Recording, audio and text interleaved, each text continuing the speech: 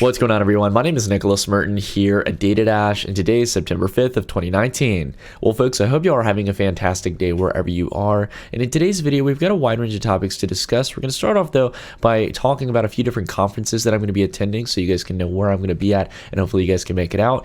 Along with that, Apple responding to comments about investigating into utilizing cryptocurrencies or creating their own cryptocurrency. We'll talk about that later on in the video. And then also talk about the bubble that has been building in traditional markets like no other that we've seen in history, and that is the negative yielding bond crisis, which is going to eventually come to roost. So we've got a lot of things to discuss, guys. It's going to be a deep dive today on the bond topic and a lot of other things, but let's go ahead and dive into it. So again, before we dive into the market analysis, I just want to let you guys know the 3 conferences that I'm so far planned to currently attend. I have no doubt there will be more over time.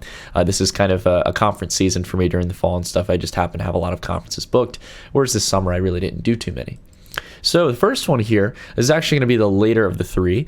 This is the Capital in Singapore, and this is hosted by CoinMarketCap. Now, you guys have probably heard me mention this before. We've had a link down below in the description, and you guys are welcome to check out the details down below. And for any of the conferences that I mentioned, there's going to be discount codes, but I'm going to be attending the crypto bar here for the Capital in this conference in Singapore, and it's going to be hosted from the 12th to the 13th.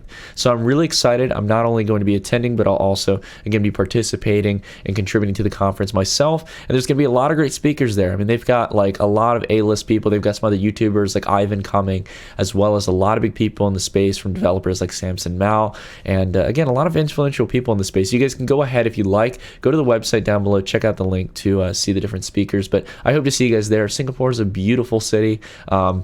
I think really a good example of what kind of free markets can really do for an economy. Singapore has been an absolute success story, and it's so good to see that they've been so pro crypto over the last few years and stuff with some of the startups that have been coming out of there from the crypto space. So again, check that out if you guys can. Another one I'm going to, if you guys are more into the Vegas scene and the party scene, come down to the Litecoin Summit in 2019. This is going to be my first time coming to Vegas, but this is hosted by the Litecoin Foundation, and it's going to be a big Litecoin conference, but they're having people from all different walks of the crypto space coming there. So if you guys would like to get a discount code, I have one link down below in the description that you guys can use a certain code when you buy your tickets. That's going to be from October 28th to the 29th in the Cosmopolitan, which is going to be very nice. And then the first one I'm actually going to be going to is here at the in Malta, which is the Delta Summit.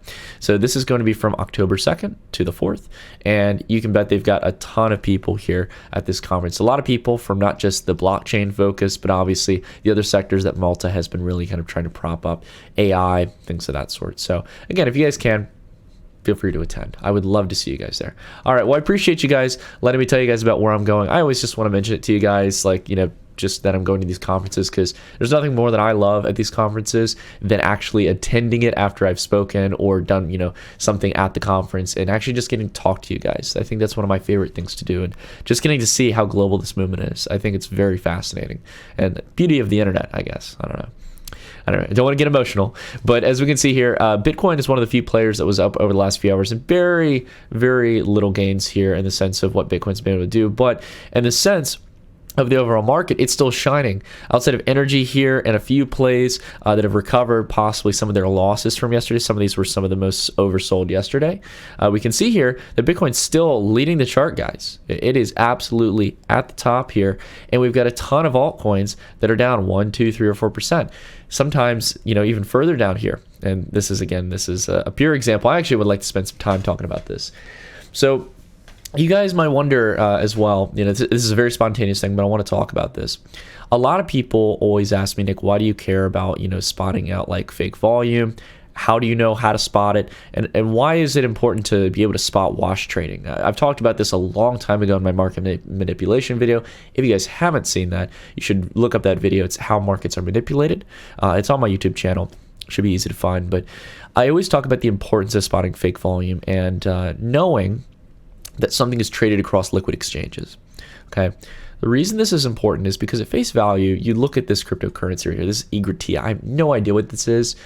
It's only traded on a select few Asian exchanges. No one talked about it. Nada. There's nothing about it that's real, right?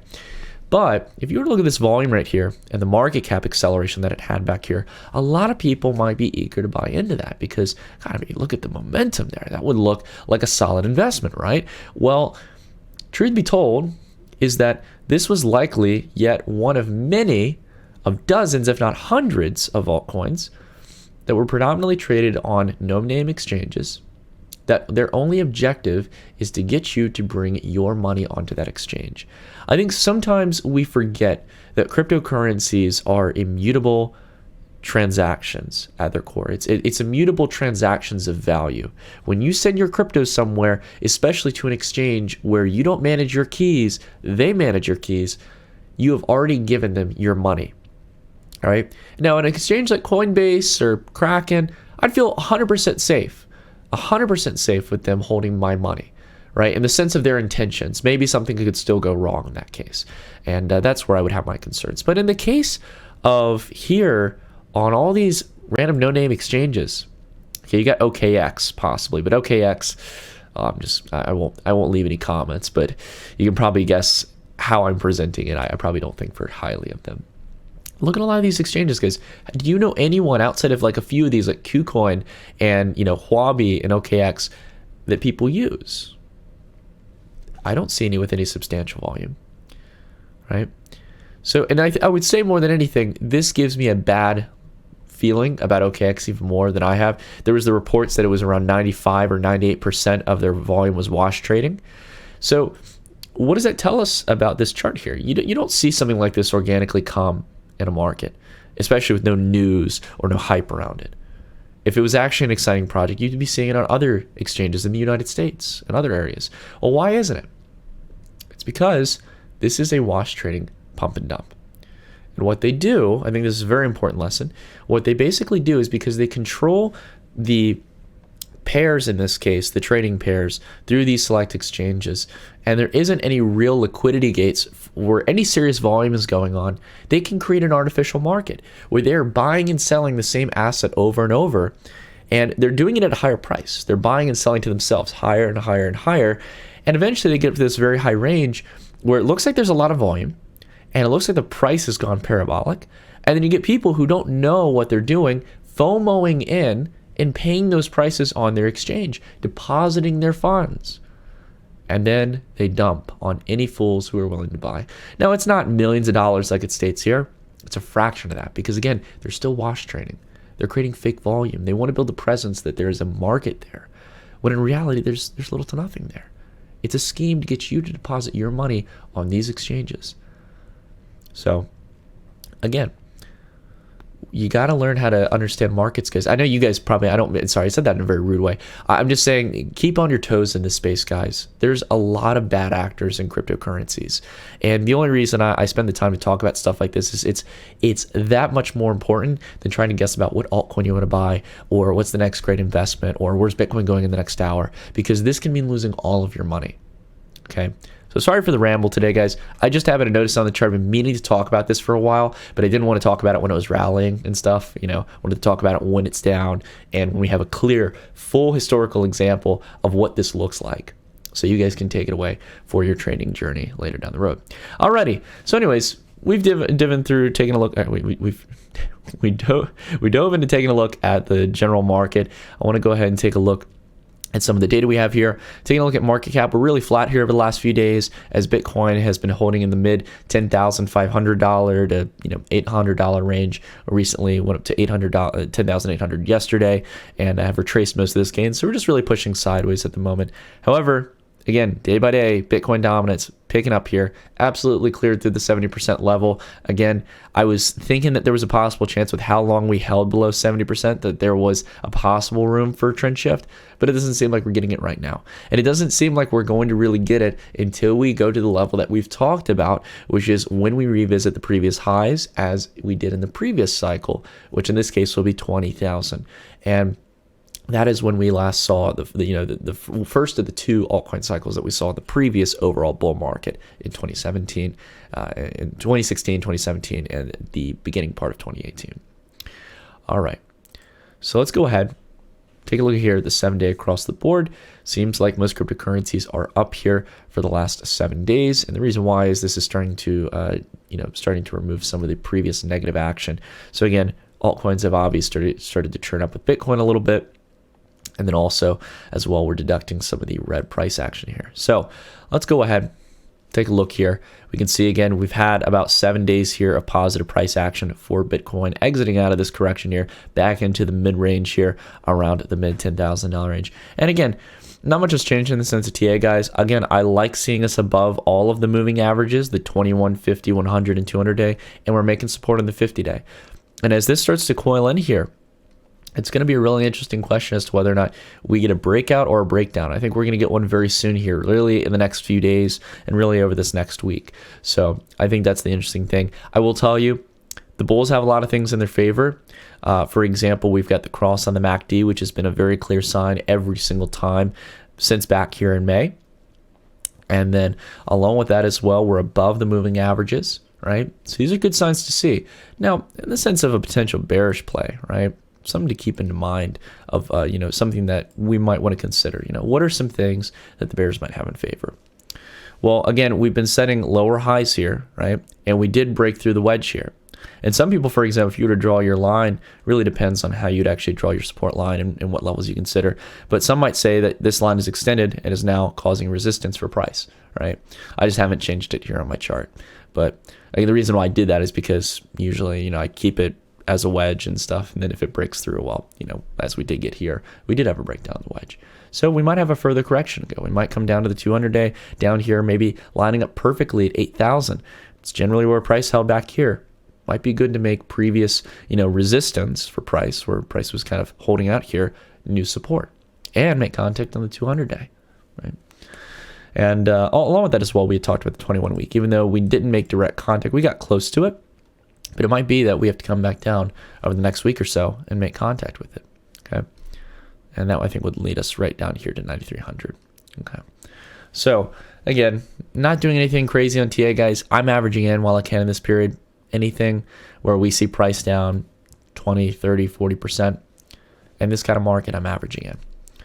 Now, in the sense of large corporations talking about getting involved in the cryptocurrency space, which we obviously know they're probably not going to create a cryptocurrency. They might create cryptocurrency wallets and exchanges and all kinds of stuff, and that's fine with me personally. And at the same time, I don't mind if they create a cryptocurrency or what they call a cryptocurrency. But we see here that there was recent comments from CNBC stating that Apple sees long-term potential for cryptocurrencies, but isn't focused on it today. So we know that, Apple is obviously making moves into the financial space. We've seen, for example, there's Apple Pay. We've seen the new Apple credit card that has recently come out. And I got to say, as much as it is convenient and interesting and sleek, Apple has yet again, with most products, inevitably has catches to its products that either A, it's not as financially savvy as it presents itself to be, and it's more, again, for the sleekness and the convenience tied to its product base, right? But in this question of cryptocurrencies, and we've seen a lot of big tech giants from Facebook and the conglomeration of companies that have come together to create Libra, the question leads to, it leads us to an obvious question, which is whether or not Apple might do something similar. Could Apple create a cryptocurrency or some form of digital currency that is separate from nation states? It's a very interesting question. And so far, even though Apple's, a team in this case, more specifically, I'm trying to get her name here. I'm just terrible with names. Well, basically her last name is Bailey. She basically claimed that she thinks it's interesting and that we think it is interesting long-term potential, but we've primarily focused on what consumers are using today. So again, I don't think this is really telling much. I think more than anything, if Apple is experimenting with this, they're obviously not going to talk about it publicly. Facebook, again, tried to keep Libra under the seals for a very long time. And rumors, again, were spreading that Facebook was developing a cryptocurrency. It's very difficult when you have a lot of people working on something, especially something that is claiming it's going to want to be open source and open to the public in the sense of running nodes and contributing to the network. Eventually, it's very difficult, to do something like that and keep it concealed forever. But I think more than anything, again, they're not going to reveal a product like that until it's ready, until it's really ready to scale to its millions of users on the iPhone. And I'll tell you this, people talk about Facebook holding some leverage with its user base. Apple would be a much better play. Because if you understand the kind of hierarchy of tech companies, the best company you can be in the sense of trying to reach a wide-scale audience is a hardware company. Because when you own the device, in this case, right, if you are the one who makes the devices that people use, how many times do you remember your iPhone And maybe in the case of Android, I'm not sure, sure myself because I don't use Android, but in the case of Android and iOS, have you ever had the time where you're just using your phone, or you just have your phone, and then all of a sudden, oh, you got 4 new apps because there's been an iOS update, right? And that's the thing, is that they could push a cryptocurrency wallet, as they did with their Wallets app in this case, which can store all your debit cards and you can use for Apple Pay and things of that sort. What's to keep them from doing a cryptocurrency wallet or a cryptocurrency exchange or financial app, whatever it may be, right? That's a very interesting play potentially for Apple's part. Same goes for Google when it comes to Android, right? Huge audience, huge mass market. It doesn't just have to be Samsung. It could be the entire Android ecosystem. Very interesting question to ponder. I think we will see them in the near future, year or two down the road, possibly being a big player as cryptocurrency markets heat up again. All right. So discussing someone who does hold a lot of relevancy in the sense of central bank policy and financial and monetary discussion, we have the former Fed Chairman Greenspan making a pretty fearful comment on the United States, and that is, it's only a matter of time before the United States sees negative yielding interest rates, or negative interest rates in this case, which again plays in part with the fear of negative yielding bonds. But Alan Greenspan, for those of you who don't know him, he was one of the many predecessors to the position of the Fed chairman. Basically, to give you a lineup here, right now we're at Jay Powell. Before that, we had Janet Yellen, Mama Yellen in this case, or Grandma Yellen. We also had Ben Bernanke before. And then before that, we had Alan Greenspan. So he was very active, from my understanding, in the late 80s, 90s. And he really played a role leading up again to the dot-com bubble, when there eventually was a transition over to Ben Bernanke in the early 2000s. So Alan has played a pretty big role in monetary policy over the last few years of our history in the United States. Really not too far off. But he believes that we're going to see negative interest rates in the United States, that this kind of game of everyone becoming Japan is not separate from the United States, that we are going to go down the same trajectory. And honestly, we've talked a lot on the channel about the macro picture and kind of like understanding how capital flows globally, and how the United States, as much as a lot of people talk about the dollar collapse in the short term, the United States is really strong, guys, in the sense of monetary policy and fiscal policy compared to other countries. We are in a great position because we don't have negative yielding bonds on our treasuries, which easily makes it so that people would love to buy up our debt so we can finance deficits. Along with that, it makes our dollar strong because we actually provide yield on the underlying treasuries. And not to mention as well, the dollar has been proving strength during this time where we have a mixture of currency crises and a lot of other macro factors. And then also, U.S. equities have been the best performing markets globally in the sense of developed economies. So, and that's mostly because of stock buybacks and things of that sort. But no matter what, it's inputs and outputs, as I've always talked about, guys. And, in the short term, that I'm still very confident in U.S. markets in the sense compared to other players. But I have no doubt Alan Greenspan is right on this. We are entering a trajectory that it's really only a matter of time. It really depends on your time frame or definition of that term. I'd say, year and a half to 2 years out from reaching negative rates. You betcha I believe we're going to get there eventually. And we're going to probably fall in unless the Fed puts its feet in the sand and says, no more, we're not going to play a role in this bubble that every, major European economy and also a lot of predominant Asian economies like Japan have played in, of negative interest rates. We're not going to tolerate it. Unless they do that, they're going to join into the same party, and they're going to fill up the punch bowl even more, and they're going to build a bigger bond bubble that's eventually going to implode because no one wants negative yielding bonds. It will be exactly like the mortgage-backed securities that caused a huge chunk of the recession in 2008. So, again, it's a very concerning thing, especially when you understand just how big this is. Now, real quick, I want to continue on this topic. Just want to let you guys know, futures right now signaling that most markets are popping up here, from European to U.S. markets, as well as some of the major indices in Japan and other countries as well, such as Singapore and Brazil. But I want to go ahead here and talk about this bond crisis because, guys, I know I've talked a little bit about it here on the channel, and I know it seems like a very boring topic, but I want it to be very clear that this is going to be one of the biggest one of the biggest fuels that's added to the fire to make cryptocurrencies an emerging asset class. And also, it's going to be a huge boost for gold and silver. One of the biggest reasons why gold and silver is rallying in a market where equities really haven't sold off yet, right? Why have we seen this kind of premature rally in commodities? Because historically, commodities like gold and silver actually dropped with stocks back in 2008 and didn't start rallying until I think the later part of 2009 or early 2010. Well, there's a reason for this. We have a major crisis that people are starting to realize now, and it's a silent one, and it's conducted by a very select few people, just like the mortgage-backed securities and the CDOs in this case. But I want to explain how this really operates. Okay, so a lot of pension fund managers, money managers in general, have started buying these new treasuries, these government notes that provide a negative yield. Okay, now that is very contrary to what is expected in the world of bonds. In the world of bonds, because you're taking on the risk of giving your government money or some other government money, and you're holding this promissory note, it's an IOU, just like private debt and in the corporate world, you expect a yield for that, right? Well, now in this world, you are actually paying to give the government your money. You are losing money. It is a negative yielding rate. This shouldn't be able to exist, but it does, right?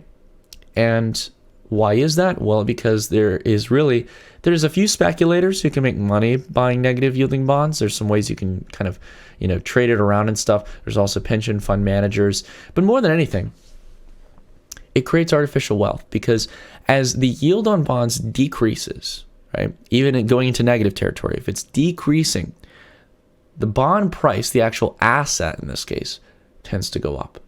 They're inverse in nature, okay? And I'll go ahead and I'll show you, for example, we're taking a look at the yield on the German 10-year, okay? So this is the 10-year bond that the government issues to investors. And we can look up, for example, DE10, and this is the actual price of the 10-year. And take a look at what it's done since back here in October of 2008. It's gone from 97 up to 106. Now, this doesn't seem like a lot for almost, not a full year, but almost, a good chunk of almost a year in price action. But that's actually really, really fast for bond markets. And it's played in to an overall larger bond rally that we've seen in global markets. I'll go ahead and show you, for example, a few other examples. We can take a look, for example, at Greece. Right, Greece, 10-year. Oh, sorry, that's actually not the proper symbol here. We'll just go ahead and type it out. I sometimes forget the Greece 10-year. So GR, 10-year yield. Okay.